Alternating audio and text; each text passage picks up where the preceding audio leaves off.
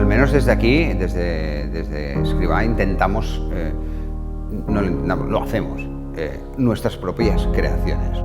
¿Da más trabajo? Sí, pero luego te da la satisfacción aquello de haber hecho algo chulo, ¿no? Mira, este caso de aquí. Esta maceta, una vez yo tenía una amiga que tuvo una niña. Claro, digo, estuve a punto de pedirle al repartidor, digo, mira, pásate, ¿no? Digo, pásate por una floristería. Pero claro, la primera duda es, ¿cuánto me gasto? No tengo ni idea, digo, a lo mejor me gasto 20 euros y me quedo corto, a lo mejor me gasto 50 y me he pasado, ¿no? Entonces, no sé cómo y no sé por qué, porque esto no lo recuerdo, habían macetas aquí en casa. Entonces pensé, digo, mira, porque luego también pasa otra cosa, si vas a la habitación de una partera, te encuentras o flores o bombones. Entonces pensé, digo, ¿por qué no hacemos un mix? Entonces hice esto y le regalé esto. Entonces, no solamente mi regalo era diferente, porque ni eran flores ni eran bombones, sino que eran las dos cosas juntas, ¿no? Pero además le permitía recibir muy bien. Entonces, oye, por cierto, allí tenéis unas brochetas. Entonces, ahora este producto se ha convertido en uno de los productos más vendidos de la casa, porque ya no solamente es en una ocasión como la de una partera, sino que tú te vas a una reunión o incluso tú vas a cenar a casa de alguien, tú no sabes si tienen postre o no tienen postre, tú llevas esto, si tienen postre, para los cafés, si no tienen postre, salvas el momento dulce. Hay una cosa que a mí me sale natural y es que voy por la vida con el radar y de pastelero. O sea, entonces, ¿qué puede pasar? Y esto, el móvil me va muy bien, porque antes tenía que escribirlo. Entonces, ahora lo que hago es, a lo mejor veo una piedra, le hago una foto a la piedra, que a veces mi mujer ya me conoce, ¿no? Pero dice, porque le hace una foto a una piedra. Pero claro, en la piedra aquella, a lo mejor se me ha ocurrido una cosa, pero que me la tengo que apuntar en las notas del móvil. Si no ves la piedra... No, porque si no me acuerdo ni yo. O sea, que al cabo de 3 días dices, sí, ¿por qué le hice la foto a la piedra? Pero en aquel momento se me ha ocurrido una cosa. Me lo apunto y ahí queda. Entonces yo tengo un banco de ideas. La cuestión de todo esto es que las técnicas y los ingredientes han de saber utilizar en cierta manera. Si un ingrediente es raro, no le pongas cosas más raras.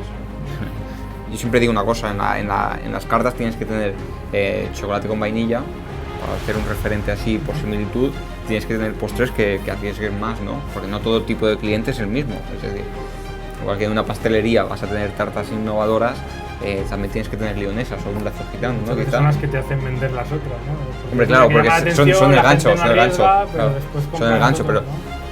Claro, cuando compras una tarta para 8, las 8 personas van a comer la misma tarta, y si no te gusta, ¿qué haces? Pues esto es lo mismo, ¿no? En una carta de restaurante tienes que tener diferentes modalidades, tanto más clásico como más moderno y transgresores, ¿no? Que a veces dices, esto va a salir, pues a veces hay gente que se tira más a la piscina.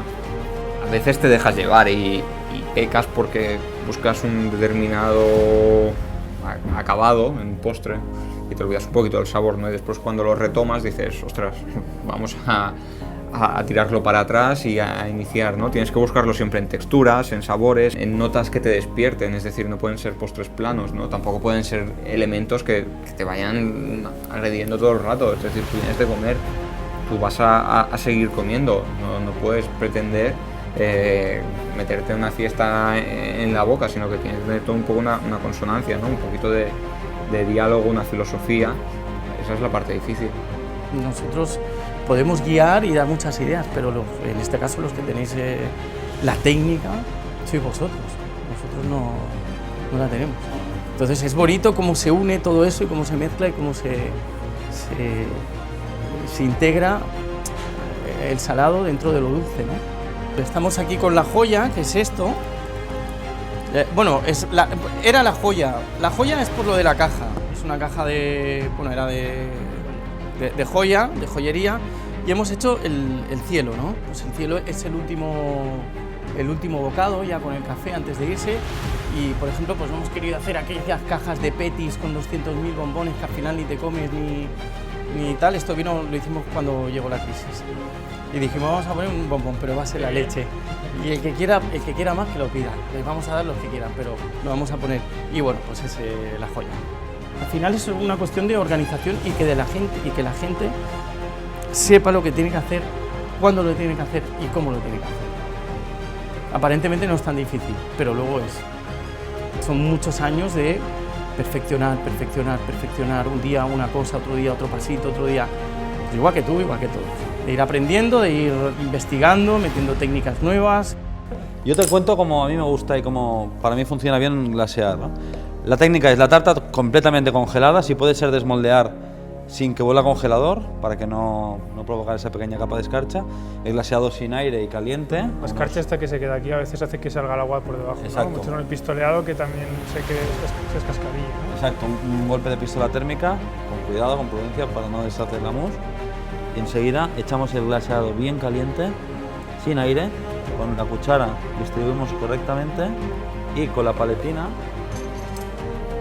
del centro para un lado presionamos, consiguiendo una película fina de glaseado. Picamos un poquito. Simplemente ¿Vale? esta sea como la parte más espectacular de... Es un momento, Y es delicado, bonito, ¿no? muy delicado. Tenemos el segundo Aquí lo glaseado.